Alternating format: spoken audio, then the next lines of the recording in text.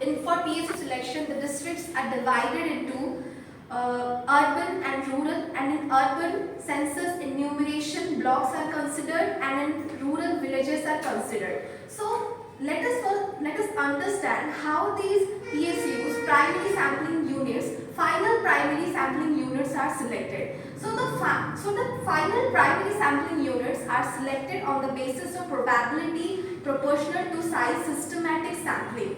So bigger the size of the unit, higher are the chances of being selected in the sample. So the data representation for every household is not possible.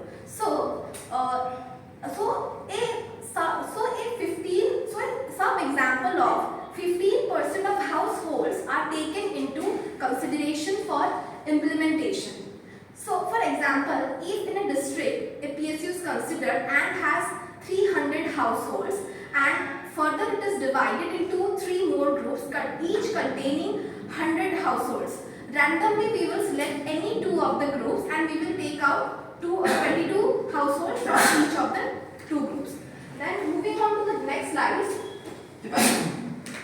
Talking about the collaboration. So the NSHS is conducted under the Ministry of Health and Family Welfare, Government of India, and it is centrally funded. And the nodal institute for NHFS is IIPS Mumbai, which is International Institute of Population Studies,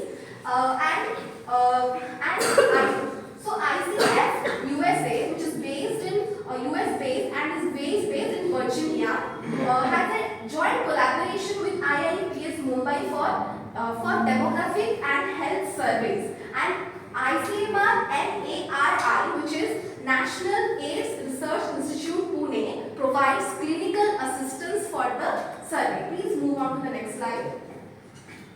So the technical assistance for NHFS is provided by USAID, which is United States Agency for International Development, which supports the DHS program at ICF, and the assistance for HIV components is provided by NACO, which is National AIDS Control Organization, and NARI,